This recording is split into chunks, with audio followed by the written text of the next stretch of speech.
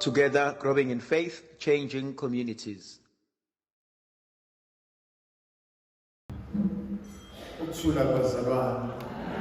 Mhlanje thando zami ngifisa sifunde incwadi kaGenesis isahluko sika 45. Genesis chapter 45. Ngifisa siqale kuverse 1 size sime kuverse 6. Khona uJosefa wayengasena kuzibamba phambi kwabafowabo naphambi kwabo bonke ababemi naye. Wakhala wathi, "Phumsani kimi abantu bonke." Kwakungemi muntu naye uJosefa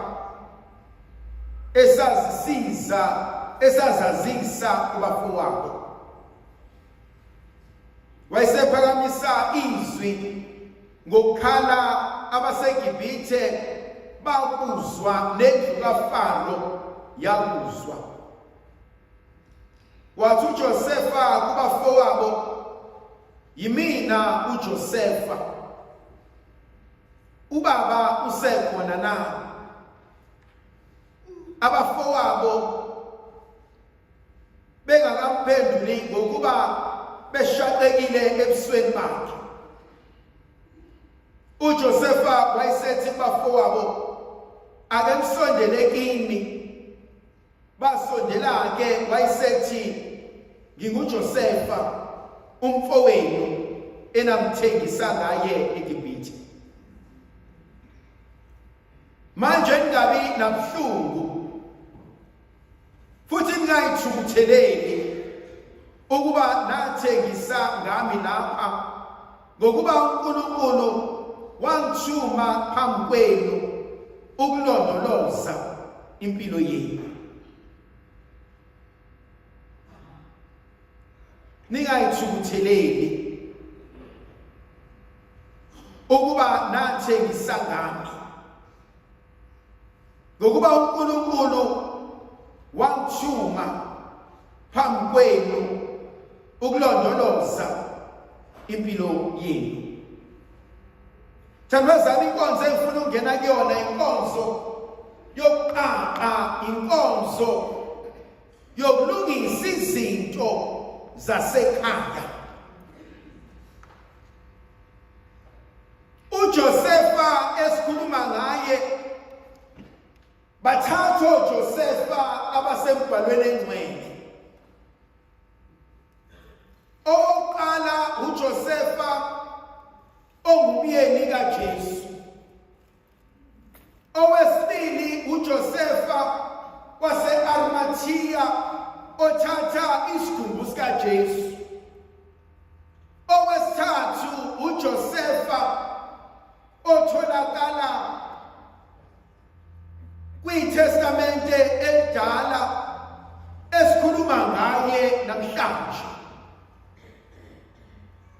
Lo Josefa engifisa ukukhuluma ngaye namhlanje uphambi kwabafowabo, uyababuka enhlamvini zamehlo uthi, "Mina uJosefa enathengisa ngaye, yimina uJosefa enanifuna ukumbulala, yimina uJosefa enamakhela uzungu."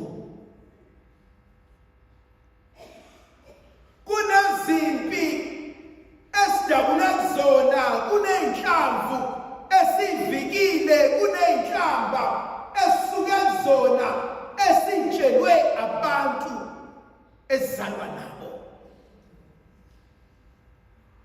esitshelwe abazali bethu, esitshelwe abantwana bethu. Bengifuna ukukhuluma ngezinto ezishayayo, hayi ngoba nakho sishawa izitha zangaphandle, kodwa sishaywa abakwethu.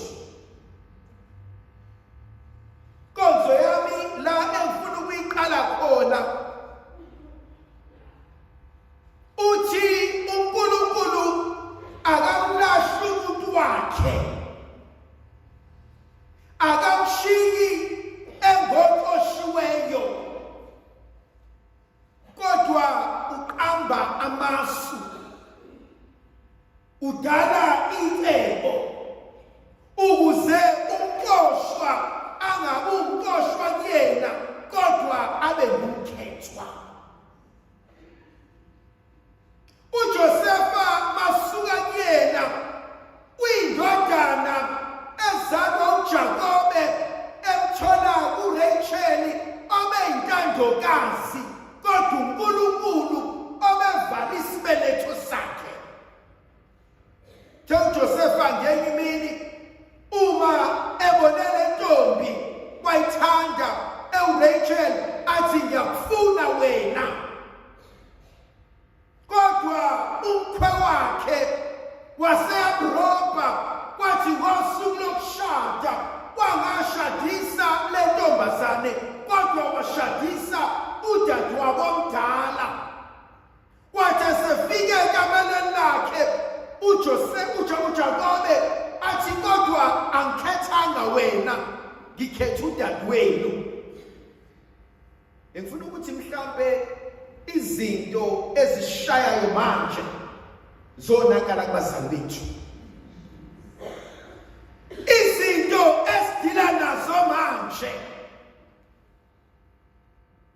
akafunwa abafowabo uJosefa, ngoba kakade noyise wamkhwagela ukuba unina angayishadi indoda emkhethile, wathi umthandile lo, kodwa ngeke umthole, ngizomnikeza omunye. NgesiZulu kuthiwa umkhokha. Khona ezinye izinto ezashaya abazali zabahlula, bayibalekela, bangayilungisa, eseyixaka thina manje. Konke oqala mina isuka lapho, ukuthi kakade Josefa uma wakho bamrobha, bamqinela, kodwa wahlala. Eyesibili, uJehuleya eseyithathile indoda kadadewabo, uNkulunkulu wabusisa isibeletho sakhe. Khona izinto edlula kuzona lasibuza khona uNkulunkulu ukuthi Nkosi uvume kanjani ukuba lento yenzeke, ngoba kakade ngicele kuwena, pho kungani lento engiyinikwe wena seyilimaza mina manje.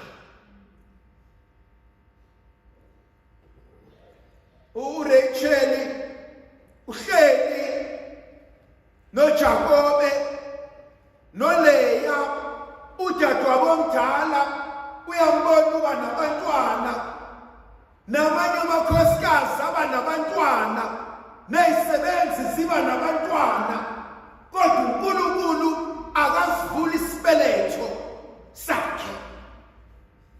Nkosi sengikwenze konke, Nkosi sengikhulekile, Nkosi sengicelile, Nkosi senginxusile, kungani ubusisa bona kodwa mina ungangibusisi? Okwayizonda izingane zakwenu, hayi ngoba nakho izonda, kodwa uzonda ukuthi indaba zona ziphumelela, wena ungaphumeleli. Okwayizonda izingane ezizalwa udadewenu noma umfowenu, indaba izingane zakho zonke izinto zazo zi-right, kodwa ezami zingekho right.